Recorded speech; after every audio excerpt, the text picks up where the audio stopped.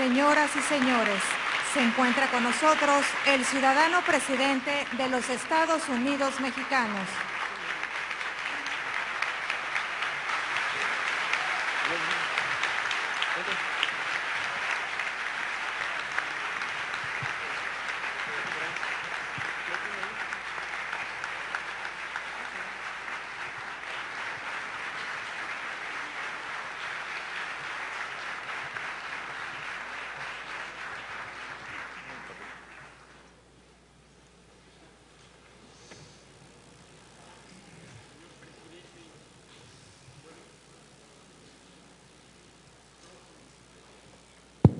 Este sí funciona.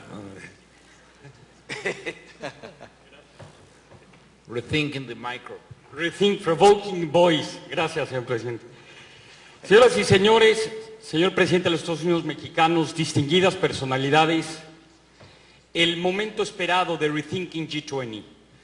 Grandes líderes del mundo, que el tema toral que van a tratar el día de hoy, liderado por el señor presidente de México, es hacia dónde debe ir el G20, el futuro, los grandes temas, las grandes omisiones y, por supuesto, importantes propuestas. Le pedimos a todos ustedes un fuerte aplauso para este distinguido panel. Gracias.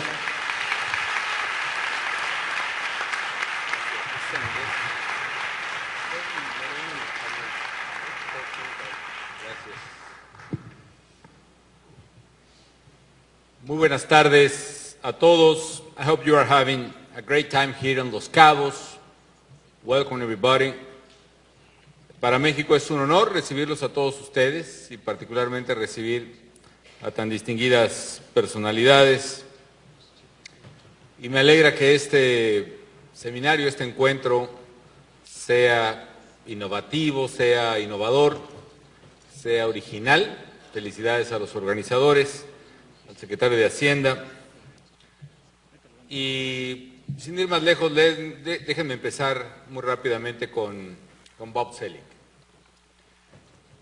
Como ustedes saben, Bob Zoellick es una personalidad, ha estado en el gobierno de los Estados Unidos en temas económico-comerciales, ha estado también, está ahora como director del Banco Mundial en tiempos muy difíciles.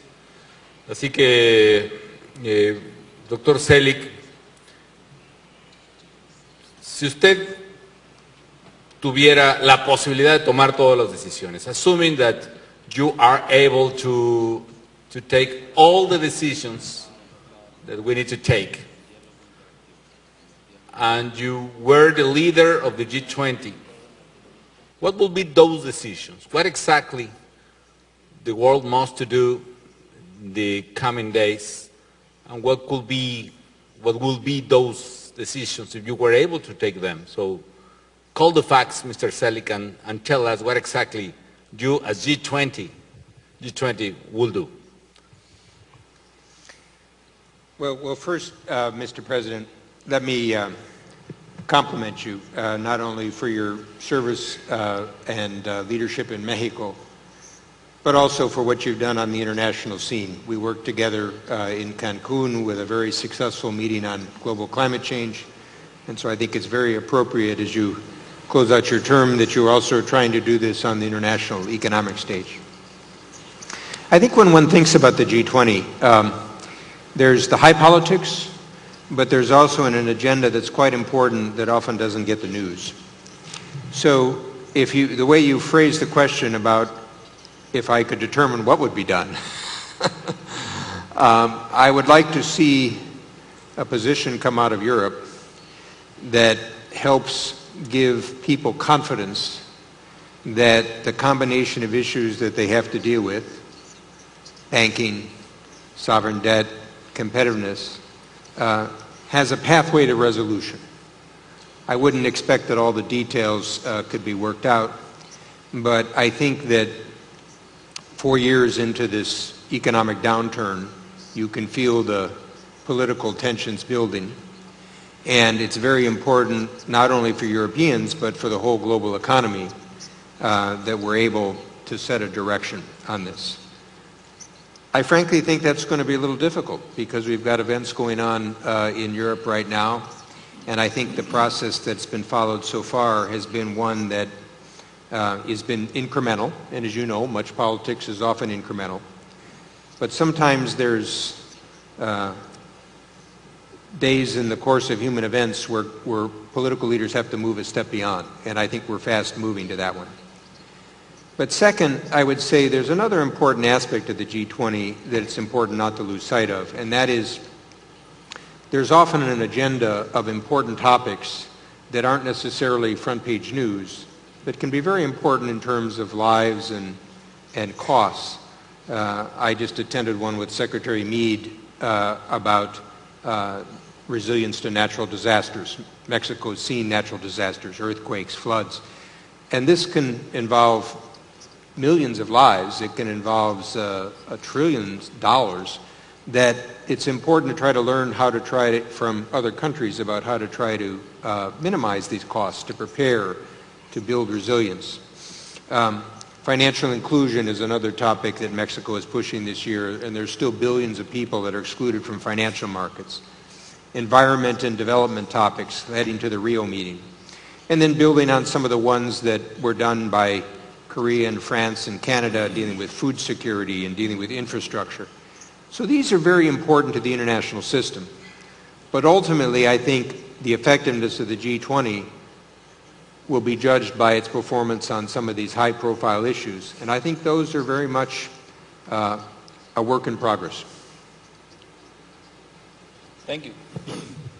Well, but if you were able to change the mechanism, the G20, as a summit, as a work, as a group, what exactly would you suggest us?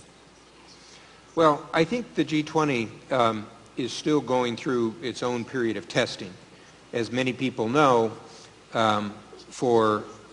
since the late 70s, mid-70s, there was a group called the G7 and then the G8 that often represented the trilateral community of Japan, the U.S. and Canada, and some of the European countries.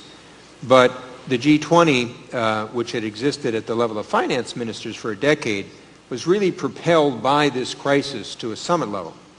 And it has the advantage of having more of the key economic players at the table. It has the disadvantage of being bigger, and it's always harder in bigger groups to get things done. So my own sense is that to be effective, one will need to see countries get together behind the scenes to develop initiatives and ideas. It's frankly better if they're developed and developing. It's better if they cut across different regions, but there's different ways to do this. I saw that Korea and Australia were sending a common message coming into this summit. That's very important. Because I think, as you know, it's hard to act at 20 or there's even more countries sitting around the table. So this is now in the realm of economic diplomacy. And I think it will be a challenge for some of the key nation states, which are still the drivers of policy, to figure out how they can use initiatives in concert with others to try to send a larger international message. This was actually done at the G7 level in the late 80s at another period, but it's somewhat waned in terms of practice today. Now, there's another view that says we need to build more superstructure around this. I personally am more wary of that. I think building secretariats and staffs would add to bureaucratization, and you'd lose what is the key aspect, which is trying to get heads of government together, or before that their finance ministers, to really come to grips with some of these key decisions. So I tend to view the fact that at the end of the day, it's still the nation states that will have to make the key decisions. But the G20 or the World Bank, the IMF, the WTO, the regional development banks can be a thin tissue that can interconnect those sovereign states, help prod them, help come up with ideas, help with execution, and you want to avoid the bureaucracy in the process. But I also think that one of the challenges will be for these countries to see that as important as their politics is at the national level, that the economy is one that is global, and how to try to maneuver their national policies in a way that create a larger common good internationally. This can be topics like trade, or it can be topics like environment, And today it's clearly problems of the debt and recovery from an ongoing global crisis. Thank you, Mr. Zoellick. It's an honor for Mexico to have here one of the most important women in the world now leading the Health World Organizations, Madam Margaret Chan. Let me ask you, Mrs. Chan, it looks like a very complex time to think about health in the middle of this economic crisis. But listening to you yesterday, I listened to very important arguments regarding health and its impact. Is there any sense to think and to talk about health systems, to talk about health itself in these terrible problems we are facing in economic terms? Is there any space for health in this environment? Margaret Chan, please. Mr. President, first and foremost, let me thank you for the invitation to this truly, truly impressive seminar. I was here since this morning. I was taken by surprise at each and every presentation. The collection of people that the organizer brought together, the new ideas, the creativity, the honest discussion is extremely, extremely useful. Now, let me now turn to the very important question you make. If we truly believe in the importance of inclusive development, we must put a human face to it. Putting a human face to it is important, but understanding the relationship between health and wealth is all the more reinforcing the whole discussion about economic growth. If you don't have healthy workforce, healthy population, who would want to invest in your country? Because the sickness absence will increase the cost of operation. No business people would invest. And actually, the business leaders are much more ahead of the curve than most governments in terms of realizing the importance of health. Without health, you cannot really have the people to support the economic development. So the economic argument is strong. The political and the moral argument is equally strong. When I look at the countries around, countries that are doing well are actually countries that provide universal health coverage to people. That is context specific, good for the country. And I'm happy to be in Mexico, sir. Let me do a commercial. I've been following your presidency, and it is amazing to see very few presidents and these days that walk their talk. You gave your promise to the Mexicans that you will, in your term, introduce universal health coverage so that no woman, children living in villages would be denied access to care because they are poor, because they are women. The Seguro Popular you have done in 6 years, more than this country has achieved in 100 years. So I want to please join me in commending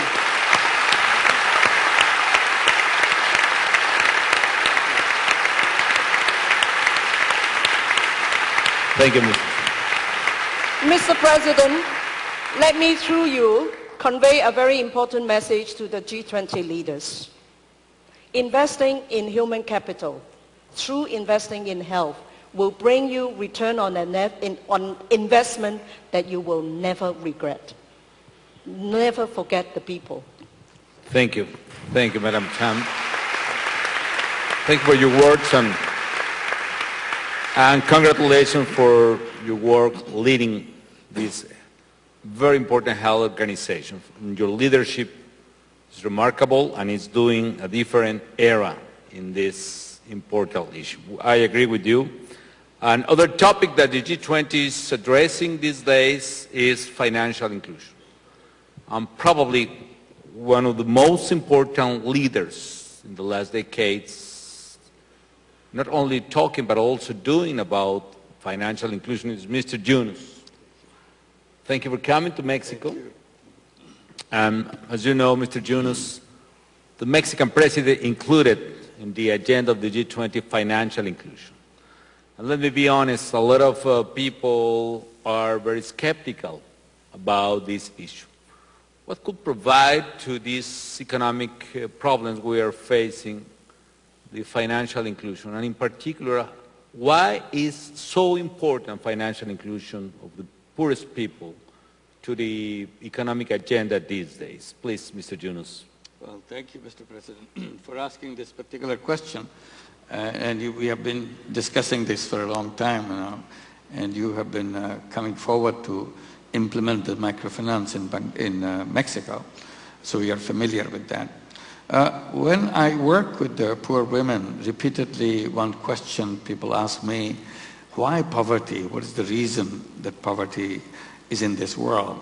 And I've tried to answer that question in my way, and seeing what the poor people are, seeing the difference it makes in their life, the access to simple financial service, suddenly they can take charge of their own life and start creating their own income. You see the difference that it makes in their life. And the answer that you always get from seeing that, poverty is not created by the poor people. It's not their fault. Poverty is created by something else, somewhere else. It's not self-inflicted condition. It is imposed condition. Poverty is imposed by outside conditionalities. And what is it? One can easily say it's created by the system that we have created around us. And one of those, part of that system is the institution. Banking institution that we created over the past doesn't open their door to the poor people. So they have no opportunity to have a little money in their hands so that they can use their talent, their creativity to create a life for themselves. So that's where the microcredit and this inclusion, financial inclusion becomes so important, because it gives them the first chance to use their own talent, own creativity to make a difference. Because the world has been created, the institution has been created so that they have to live on charity. Charity is no solution for poverty. Charity can help them for a while, but it doesn't help the people to bring out their own talent and creativity. That's why this inclusion is important. And quickly I should mention, not only the institutions we created is wrong, also the very conceptual framework that we created is also wrong. And that's what creates poverty. Because the institutional or the conceptual framework that we created is a money-centric framework. Everything is about money. Make money, make money. Money is the king. And money is the habit, is almost becomes an addiction.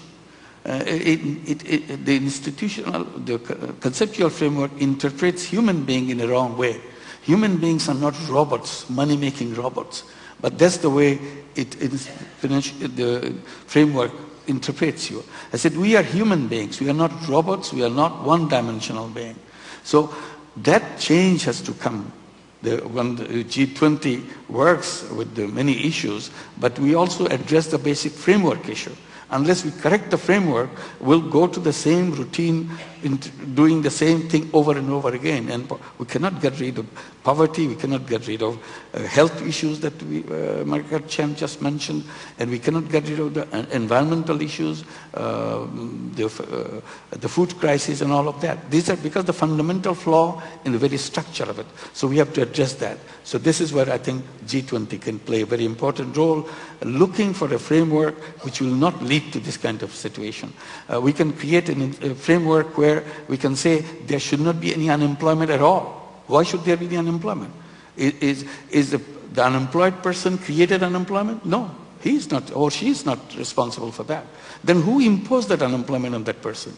It's a system which imposed that condition on that. So why are we kind of singing glory of that framework which imposes such hardships on billions of people, not just millions, in poverty, in unemployment, and so on. So how do we do the redesigning? That's an, I think, important issue for G20 to look at. Thank you. And there was where financial inclusion plays a key role fighting poverty. Very important role. And G20 not only will be a political institution, it should be focusing on social issues. Most often in the discussions, at least as reported in the newspapers, it's all about political issues. So I would hope that G20 would be looking at the futuristic issues and also on the social side of issues. Like you have the G20, you have the B20. I think also that can also include young people's 20. The young people should get together too to make it happen so that they can discuss all the... Because the young people are the ones who will create the future. But somehow they are not included in the whole debate and discussion because they will be the one who will provide the leadership. They will change the world. This world will be completely different in 20, 25 years than today. So we should be looking at that world that is emerging, and they are, the young people are the one who will take us there. I agree. Thank you. Thank you, Mr. Yunus. Mr. Yunus mentioned poverty and all those social aspects that Madame Chan mentioned as well. And probably the most serious problem we have is extreme poverty, misery. The last couple of years, 3 years, we have seen in the world, and in particular in the north of Africa, radical change in terms of political regimes and social turmoils, and in particular, a terrible problem regarding harvest in the Horn of Africa. My perception is, my personal opinion is, the social turmoils in the north of Africa and all those change of regimes, a lot of people say that were provoked by Twitter and Facebook and others, and probably social nets played a very important role in the communication of the phenomenon. But in my perception, the people jumped on the streets, mainly because the price of wheat and the price of bread went up almost more than twice in the 6 months previous to those social turmoil. So there is a problem with the price of food, and there is a crucial issue of food security because the price of food is increasing, and if we consider that more than 1 billion people are living under the line of poverty or extreme poverty, if those prices probably living with $1 or 1.50 or 1.20 dollars a day, if the price of food increase, extreme poverty increase as well. Probably the most important continent facing the problem of extreme poverty is Africa. And we have the pleasure to have today with us the President of the African Development Bank, Mr. Donald Kaberuka. And I wonder if it is possible to share with us, Mr. Kaberuka, your vision about the problems of Africa, but not only Africa, the problems of poverty and the problem of food security that we are trying to address now in the G20 summit here in Mexico. Mr. Kaberuka, please. Thank you, President. Let me first of all thank you for inviting me, and through me the African people, to the summit. I think that it shows the friendship between the people of this continent and Africa as well. We have a lot to learn from you and from Latin American friends. What you have done here in Mexico and Pendula in Brazil on safety nets is truly very, very impressive. And I should join Margaret in commending you for that.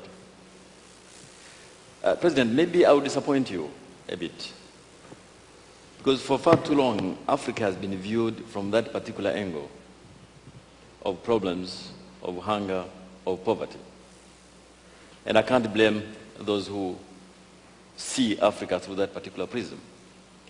But over the last 10, 15 years, something has happened on the continent of Africa, which I think is irreversible. Today it is one of the fastest growing continents on the planet. There are a few outlying difficult areas, including the ones you mentioned, but a third of the African countries today are growing at double-digit numbers. Another dozen or so are growing between 7 and 10%. Even during the financial crisis, there was a temporary drop, but quickly we picked up. So things are happening on the continent. But these are the two problems you mentioned, and you're right. One of them is that, like Latin America, we have to ensure that that growth benefits the largest number of people. There's an issue of inclusive growth. And North Africa, you mentioned, was growing at about 5.5% for the previous decade, including Tunisia, where I live. But there were issues of political and economic exclusion, which combined to give the explosion which you found.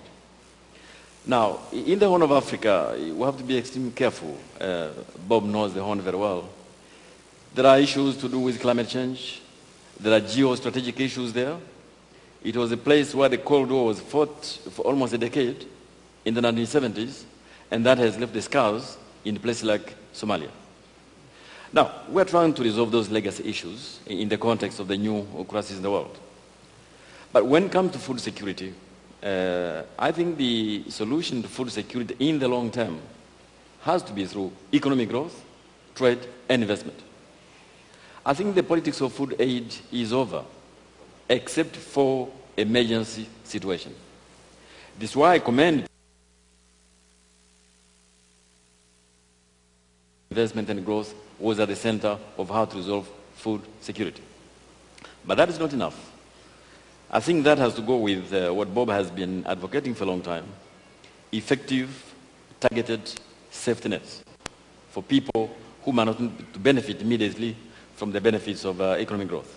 So I hope in the G20 in the coming years, G20 does not make the same mistake G8 was making of looking at Africa as a place for pity, a place to be helped when there is some particular agenda internationally. No. We think it is time to work with us to unlock the potential of Africa. When you have those millions of African kids getting out of poverty, they buy iPhones, they buy iPads, their fathers buy bicycles. I know an American company which is going to invest in large agricultural equipment in Africa. That is the way to resolve issues of poverty. That is the way to resolve issues of food security and to ensure that Africa joins the rest of the world in this momentum. Can I end saying this, Mr. President, that one of the beauties of the G20 is that it has shown that there's no single one model of development. There is everything to learn from the whole array of countries in this grouping. From your own country, from Brazil, Indonesia, Turkey. Some have grown through laissez-faire capitalism, it has worked for them. Others have succeeded through welfare capitalism, it has worked for them. Others have succeeded through state-led capitalism, it has worked for them. Others have muddled through. And I think that learning lessons inside the G20 for me is extremely important. And I thank you for giving me the opportunity to come here. Thank you. Well,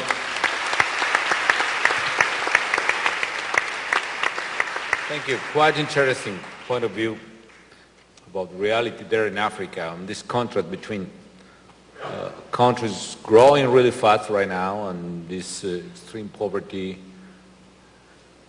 with starving and living today in the Horn. But and the key, as you were saying, is economic growth, trade, investment, and we need to face those challenges.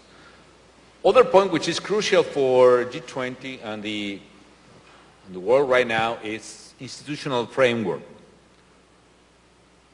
Something is happening, something is growing when you have not the right institutional framework. And one of the most assertive and right specialists on that is precisely Mr. Cooter.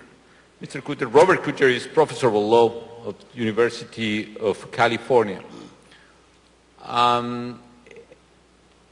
He's a specialist in a quite interesting relationship between law and economy, in which I do believe.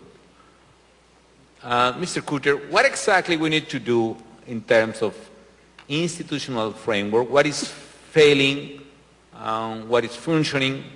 And what could be your suggestions to the G20 regarding this relationship between law and economy? If you were able to fix the problems of the world, from your perspective, what could you suggest to this group and to the G20 leaders? Mr. Cooter. Before I answer you, I want to pay you a compliment. 17 years ago, I came to Mexico City for the first founding meeting of the Latin American Law and Economics Association. Law and economics is my field. And the opening speaker at that meeting was former President de la Madrid. And I'm so pleased to be here and see the continuing intellectual caliber and commitment of the Mexican political leadership. I can tell you, I congratulate you for choosing such leaders, and I can tell you it's not always so. Now,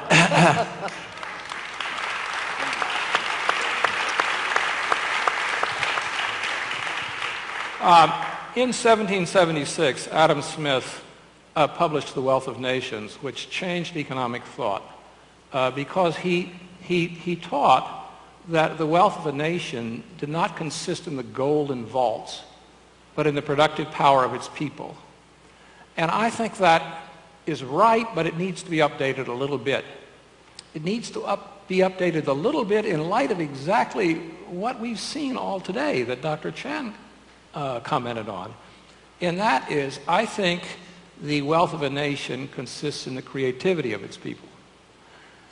2% growth rate combined over a century, compounded over a century, gives you a six-fold increase, a little more.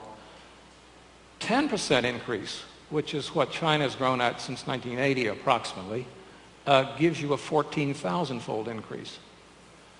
Creativity can cause a growth rate that is unimaginable if we can harness it. Now, economic creativity has a special characteristic, and that is economic creativity combines a new idea with capital, with money. And this is really tricky. I can give you an actual example to show why. I had a friend who worked in a Boston investment bank, and one day he received a letter which simply said, "I know how your bank can make $5 million, and for $2 million I'll tell you." That's the problem. The problem is if he actually knows and he tells them, why should they pay him anything? And certainly they shouldn't pay him anything unless they know what the idea is and what its worth is. This is the problem of the combining of new ideas with capital. I call it the double trust dilemma. The capitalist has to trust that the entrepreneur will not steal the idea, and the entrepreneur has to trust that the capitalist has to trust that the entrepreneur will not steal his money, and the entrepreneur has to trust that the capitalist will not take his idea. This is very difficult to solve. And it turns out that the solution is deeply legal. In my opinion, the secret of Silicon Valley, which I study a lot, is not just the proximity of Berkeley and Stanford University, it's especially the legal infrastructure. The legal infrastructure in Berkeley, in Silicon Valley that enable that fluorescence is impossible in most of the world. Take a simple point. In Germany, you can't take stock as payment for your legal services. You can't be an investment, you can't be a venture capitalist and a lawyer. This is a problem that was solved in the evolution of the new institution of venture capital. Now, I'd like to talk a lot about this, but I'm going to stop. And what I do want to say is this. I have talked a lot about how you combine a new idea with capital in a book called Solomon's Knot. And Solomon's Knot refers to a kind of knot that ties two rings together real strong. If you go to the harbor at Cabo, you'll see it on boats. And if you look at Roman tiles in Pompeii, you'll see it in the borders. And the image is that of the way the law enables you to unite capital and new ideas. Very good. Thank you, Professor. So to connect creativity and capital, that's the key issue. And probably the legal framework is key for that. So I say we can all see the material infrastructure, but the immaterial infrastructure, which is especially the law, is every bit as important. It's also difficult because it's political. I agree with that. Well, thank you. Well, a lot of questions, and probably this is a very wide agenda. I will say a very comprehensive agenda for G20, from health problems towards financial inclusions, economic growth, financial stability. But one of the people who is working day after day on a daily basis, dealing with real and pragmatic problems, in this case in our region of Latin America, is Dr. Luis Alberto Moreno, Director of Inter-American Development Bank. I wonder if you can share with us, Dr. Moreno, your views about G20, and what could be your suggestions about G20? What is the change we need in the G20? What is the change we need in the world? And this is an open question for all of you. What exactly we, as leaders of G20, we must do in order to innovate, in order to create new outcomes, new results, positive and pragmatic results for the people we are representing? Please, Mr. Moreno. Well, President Calderón, let me begin by saying and complimenting you the way my predecessors have complimented you in your leadership, not only in front of the government of Mexico, but what you've attempted to do in the G20. This is the first time that the G20 meets in an emerging country. And what you've done here to begin to put a set of questions, I think come back to the central idea of what the G20 is. And the G20, in essence, is the coming together of two worlds, of the developed world, which today is close to 50% of world output, and the emerging world, which soon will be not only getting to that 50%, but surpassing it. And as a result, everything that the G20 does, I think is important to begin to see from the perspective of Latin America, and where, with your leadership, not only what you were able to do in COP16, but in basically inserting Latin America into the larger discussion of the global issues. Because we're basically beginning to be able to punch above our weight. And I say that because the size of Latin American output today is about 9% of the world economy, and we're contributing about 12% of its growth. What are the issues as a result? Many of the issues that we have talked about here, but they center, of course, in our case, in the case of Latin America, what does it mean? Bank recently did a study that showed 9 countries in the last 35 years who were able to become developed countries. One of them was Greece. One of them was South Korea. I say this because we are in a situation, as we saw recently in the United States, incomes of the middle class dropping in the developed world, and incomes in emerging countries and middle classes beginning to grow, and grow significantly. And this means, of course, that as we look forward, it's very critical to, from the perspective of the G20, to help us think through how do we get out of the natural resource curse that we have, but it's a curse and an opportunity. How can we develop, based on high commodity prices, which are probably going to be there for some time? We know that they're going to be more volatile in minerals, less so in food, some of the things that have been talked before. But the reality is, how do we construct that economy of the future? And here, the professor was saying it's about legal issues. I say it's about an ecosystem. How do we build that ecosystem that permits entrepreneurship and the knowledge economy, and for, in the case of Latin America, we seize upon that. And I think these are the central issues that, as Bob correctly said, are somehow under the headlines. Because I think at the end of the day, it is about concentrating for the G20 and for the perspective of the G20, how to solidify the trend lines going forward. And for that is the work on issues of technology, on issues of human capital, on financial inclusion, and some of the innovative ways to deal and be able to do inclusive growth. And I think these are, for Latin America, certainly the question of productivity is perhaps at the center.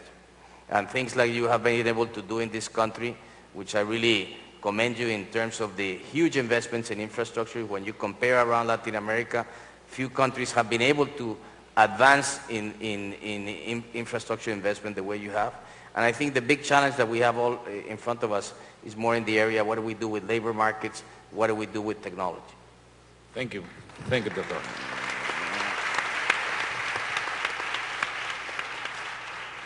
Yo creo que ha quedado muy claro cómo los más distinguidos especialistas del mundo en su área, en salud, en finanzas, en inclusión financiera, en desarrollo, en, como ha dicho el profesor Cooter, en infraestructura legal, no solo material, han dicho. Pero yo quiero insistir en mi pregunta, si podemos ser un poquito francos y por favor intervengan en el momento que quieran, interrúmpanse un poquito, en fin. ¿Qué está funcionando y qué no está funcionando del G20?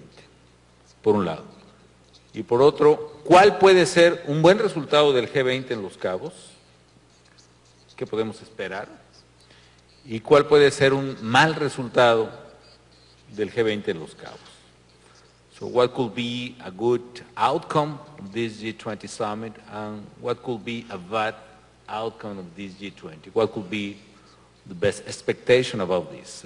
And what is working in the G20 and what is not working in the G20? Please, anybody. Madam Chan. I'd like to say something which is perhaps politically incorrect.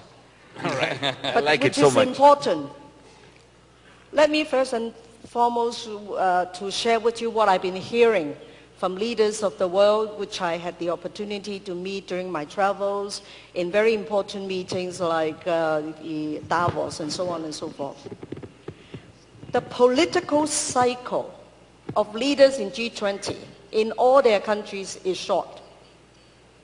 The longest is already in Mexico, 6 years, but you should get second term. Now, all the issues that we are dealing with, improving the growth, the economic situation, food security, climate change, energy for all, have a much longer horizon. Now, the continuity is extremely important. Now, we understand the political systems need to have, changes, but whether or not you can put in place in the G20 to track your visions, progress on what you have promised, to give the credibility and the legitimacy to the G20. Now, some developing countries and small countries are saying that, should we allow 20 countries to make a decision on important global solutions? And I agree with Bob. You have to strike a balance between legitimacy and efficiency. 20 leaders is already difficult to make decisions. Any bigger than that is almost impossible. And that's also the challenge for multilateralism, including the UN organizations. Now, whether or not there can be something to provide the continuity, the legitimacy, without being too bureaucratic and heavy, we could have nimble mechanism to show people the G20 leaders really turn things around. You have done it, with the 2008 crisis. And going forward, what are some of the things that the group of G20 can do with the other countries? And Bob has a point. I don't know whether I read Bob's comment correctly. Whether or not you should also use the multilateral organizations, like, for example, FAO, World Food Program, IFAD, in the Rome-based institutions to legitimize, to get broad-based support from the, food insecurity issue. Health is not prominent in G20, but I hope that, you would pay attention to this important social pillar along with education. And the importance of education is because if you don't have good people, educated people, you will lose out in this knowledge economy of 21st century. So, Mr. President, politically incorrect, but it's important that you hear it. You're absolutely right with that. Es una pregunta muy importante que hace la doctora Chan. Son tantos los intereses políticos y se acortan tanto los mandatos. Déjenme decirles que yo llevo varios G20, no me acuerdo cuántos, y ya voy resultando como de los veteranos del G20. Creo que el señor presidente de China, Hu Jintao, es bueno, el rey de Arabia, desde luego, el presidente de China, probablemente otro más, son más los veteranos en eso, pero luego sigo yo, y he visto muchos presidentes, he visto ya, bueno, 2 presidentes de Estados Unidos, 2 presidentes de España, 2 de Francia, en fin. Y es cierto, ¿cómo darle continuidad a lo que hacemos o a lo que acordamos en el G20? Eso es cierto. ¿Cómo proveerle continuidad? Están los organismos internacionales, pero por ejemplo alguien que ha sido muy destacado en el G20, Bob Zoellick, también será su último G20, probablemente como director del Banco Mundial. ¿Cómo podemos darle continuidad al G20? No sé si alguno de ustedes nos puede dar una sugerencia interesante. Y cómo suelen ocurrir las cosas, uno acuerda grandes cosas, decide grandes cosas, y si no le damos seguimiento, pues 2 años después o 1 año después viene otro G20 y volvemos a discutir los mismos temas. ¿Alguno tiene una sugerencia? I was not focusing right on the continuity part, but another dimension which I discussed earlier with you about widening the participation in G20. The G20 represents the top 20 economies of the world.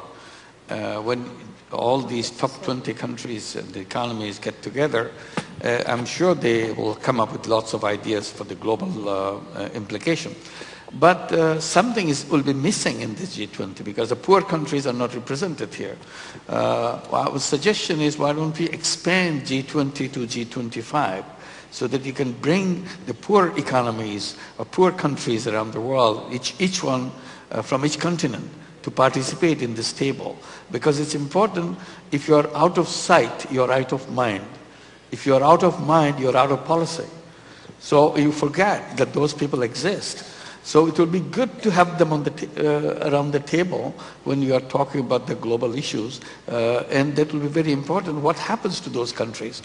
So I think this is a very important addition to make, so that the global representation is included within the G20 itself. It doesn't become a club, all the fortunate countries. It should be a global kind of entity. And the second part, I would like to see that it becomes an important part of G20 or G25, but the visioning for future. It's not just talking about the current problems. All the time we go to the routine discussion in a diplomatic way about the current problems and what needs to be done, which is important. But we miss out that we need to build the future. And the world is changing so fast that this future will become present today right away. So, and then with the technology that has become available today, and it is kind of moving in an exponential way, and what is impossible today, it becomes possible tomorrow. So the distance between the possible and impossible is shrinking. So this is an opportunity. Why don't we make bold decision about 25 years from today and make that beginning today? Unless we see that for 25 years from now, we'll never get there because we are all stuck with the current situation. We are not looking at what it is. Inspire the world rather than continue to bring the gloom and doom of the present day and kind of walk away as if nothing is happening. Something positive can happen. World can change dramatically if our mind visions those things. Unless we vision, it will never happen. So I think visioning will be a very important part of G20. Gracias, Mr. Yunus. Es cierto, incluir a los países más pobres en la mesa, por lo menos en la toma de decisiones, y también tener visión de largo plazo. Es muy importante para mí decirles que queremos escapar de la coyuntura, de la current situation, como dice el señor Yunus. Es decir, no todo es Grecia y no todo es el problema de Europa, hay muchas cosas que discutir. El G20 ahora se ha propuesto sí discutir de Grecia y sí discutir de España, lo haremos, pero también queremos hacer una agenda de largo plazo. Lo que estamos discutiendo ahora a nivel Sherpas, y espero discutirlo el lunes y el martes, es una agenda de largo plazo incluyente, como estamos hablando ahora, una agenda que hable de crecimiento, que hable de empleo, de inclusión financiera, de seguridad alimentaria, de instituciones financieras internacionales y sobre todo de crecimiento verde, un tema que se abordó, estoy seguro, no pude estar, pero estuvieron aquí los más brillantes exponentes del mundo en materia de crecimiento verde, Nicholas Stern, el doctor Pachauri, en fin. ¿Qué más podemos hacer en el G20 para darle este seguimiento y para tener esta visión de largo plazo que sugiere el señor Yunus? Mr. Zoellick. Well, three thoughts. First, building on a point that Margaret made. One way to ensure you've got follow-up and prodding, but also make sure that all countries feel that they're involved, is to interconnect with the existing multilateral institutions. So I'm the chief executive officer of a G188 because I have 188 shareholders. And so when we work with the G20, that involves all of them. Mm-hmm. If you create something that is too much of a superstructure just for a G20 or G25 or something like that, you're going to make it harder for those that have left out. Because in my experience is, if people are part of the group, they think that's exactly the right size. And if they're not part of the group, they think it should be expanded to include theirs. Yeah. In addition, though, I think that there's a practical sense. You have these institutions. Why not use them? Why not modernize them? Why not have them undertake some of the challenges that you're talking about, exactly, whether they be the UN institutions or the regional development banks and others as part of the process. Second observation, if you listen to the discussion of this group, it's quite interesting. The focus is actually on the topic that is not the one that you get in the daily press. It's focused on what economists would call the microeconomic or the structural agenda. How do you invest in future potential growth, whether it be human capital, whether it be infrastructure, whether it be the agricultural policies, whether it be the legal system. And what I found interesting to watch is that in this financial crisis, in part because I think developing countries went through it in the 90s, they from the start realized that they needed to strengthen future potential growth, not just deal with the budgetary and fiscal and monetary policies. Yes. And I think there's actually a lesson there for the developed countries that they also need structural reforms, whether it be education, innovation, other aspects. And so I think it's a good idea that you keep pushing that in the G20 and the G20 pushes those issues and people learn from the experience, which now is no longer north-south, but increasingly south-south or south-north. But the last point is, to get to the long term, we have to get through the short term. And we shouldn't ignore the fact that we're at a very dangerous moment in the world economy. And there have been other periods like this, and if people don't come to the fundamental decisions first at a national level, but work it out internationally, very bad things can happen. And so, with all respect, I do think that some of the concerns out of Europe are going to have to be addressed. The U.S. is also a very major economy. They're not quite as precipitous, but they're looming over the horizon. And so I do think that one of the ways in which the G20 will be evaluated, because ultimately these are the leaders of these countries, is are they willing to get to work to fix their core problems at home and do it in a way that frankly is in concert as opposed to in opposition with one another. And we're not there yet.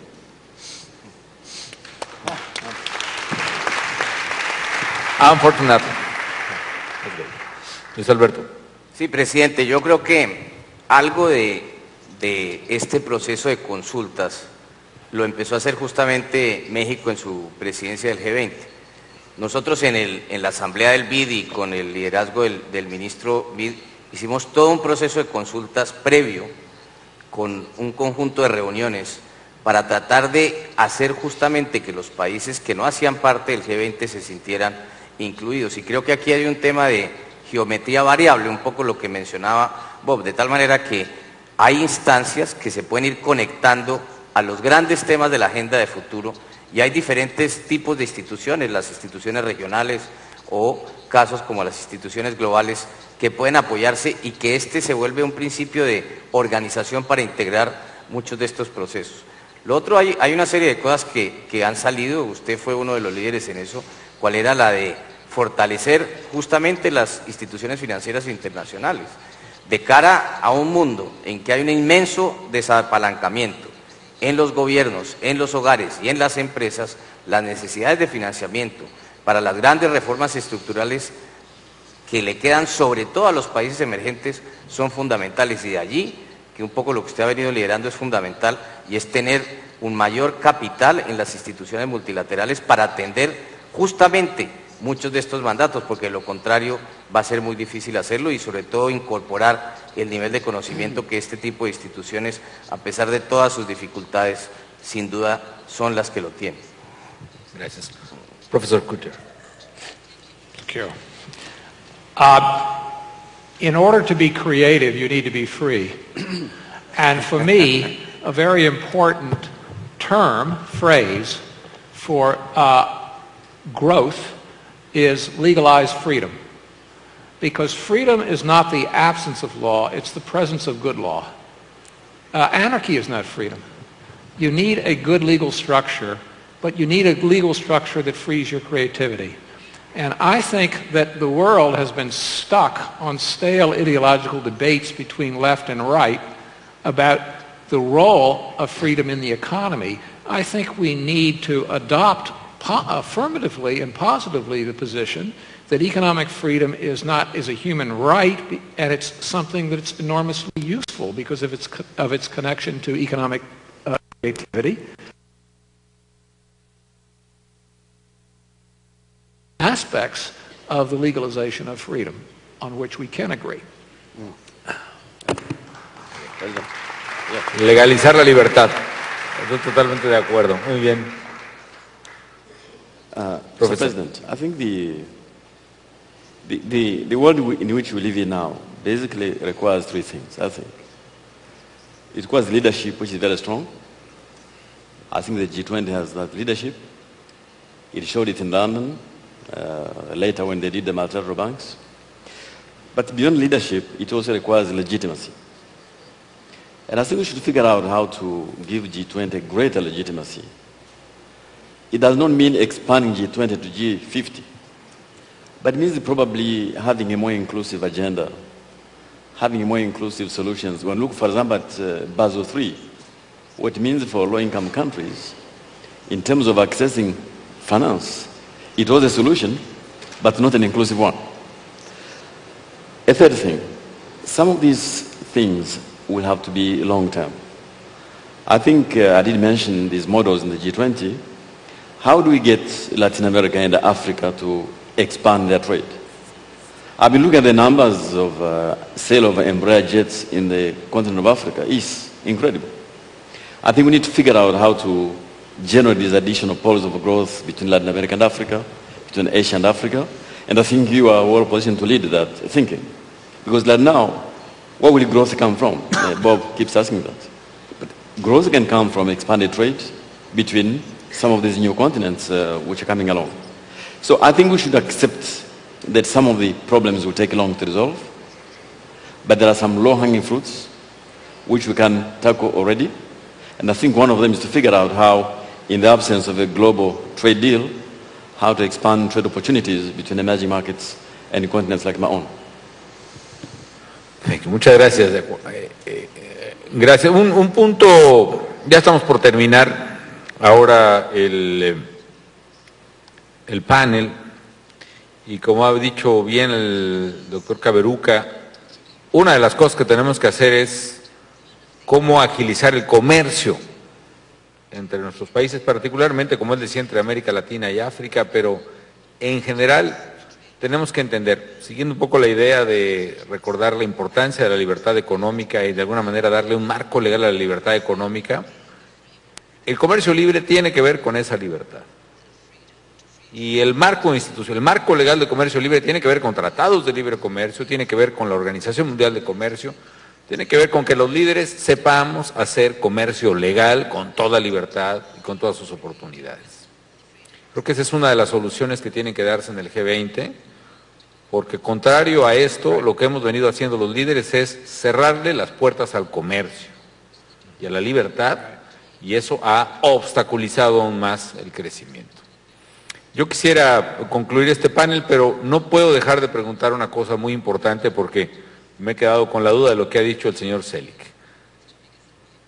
Los líderes del mundo, el mundo está esperando que los líderes le demos una solución a los problemas que tenemos, porque corremos el riesgo de que las cosas se pongan muy, muy mal. Desgraciadamente, tiene razón. La pregunta que hago finalmente a cualquiera de los panelistas es, hablando de los problemas más sensibles que tenemos ahora, y específicamente o de Europa, o de España, o de la recesión económica en Europa, o el estancamiento económico en Estados Unidos, o la desaceleración en China y en otros países, ¿qué exactamente podemos hacer de aquí al martes los líderes del G20 para dar una buena señal de que estamos tomando las decisiones que la sociedad espera que tomen sus líderes? Pragmáticamente, en este mundo terriblemente real que nos toca enfrentar, ¿qué podría ser una buena decisión que aparezca en nuestra decisión del próximo martes? ¿Alguien tiene una idea? Se reciben consejos. Adelante, profesor Yunus. Yeah. One thing I guess can be said that the basic institutional framework and the policy framework that we have been working with, is not delivering things that we would like to be delivered. So have to look back. If you're just trying to push this thing more and more, it doesn't produce the solutions. So we have to be bold. In G20, we have to be bold to say that we want innovative ideas, innovative institutional framework, innovative policy framework, so that it's not the same thing over and over again. Probably maybe this system that we have is coming to kind of its ability to provide the solutions. No matter how much struggle we make with that, it will not produce the solution that we are looking for. Because this is 21st century. And in this 21st century, things will, even if it goes in the wrong way, go in the wrong way in a very quick way. So before we come to a disaster, can we look back with all the tools that we have, all the framework that we have, are we in the right framework? I think that's a basic question we have to ask ourselves, although we don't know what that solution is. But we have to raise this question and invite all the innovative ideas, innovative, creative ideas and so on, so that we can pick up the things which can create the future structure. I think that's the most important thing to do. Thank you, Mr. Yunus. Professor Cooper. No? Yes. I just saw a study this week by a colleague of 15 countries, all in the G20, who have reformed their financial regulation.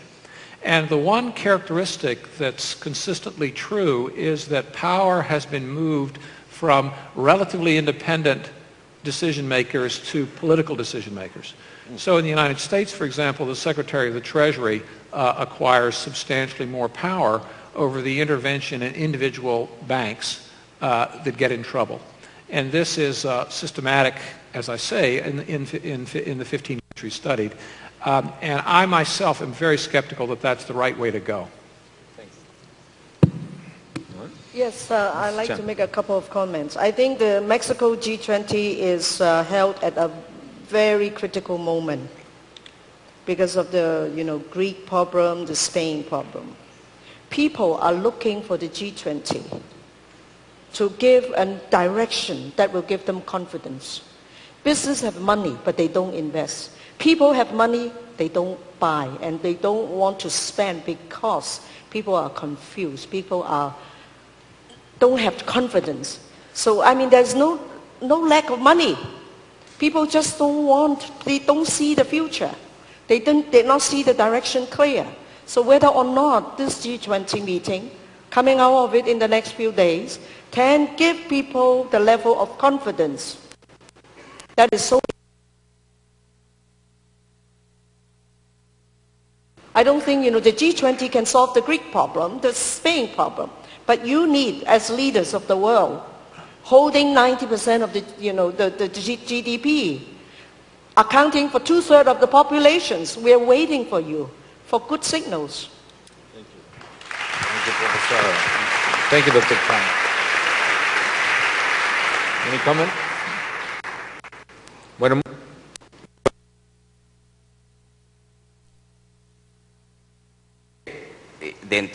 creo que el gran tema es construir confianza, como muy bien decía Margaret Chan, y creo que una acción conjunta inmediata de los principales bancos centrales del mundo esta semana que viene empieza a bajar los niveles de incertidumbre.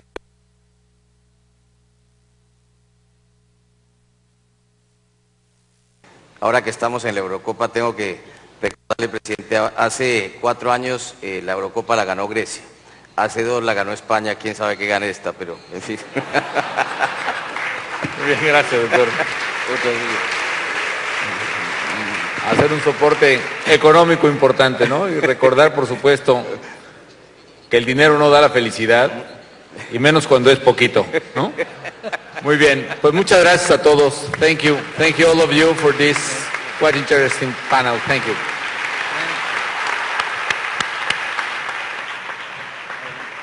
Es así como damos por finalizado este evento. Se despide de ustedes el ciudadano presidente de los Estados Unidos mexicanos, agradeciendo su amable asistencia. Tengan todos una excelente tarde.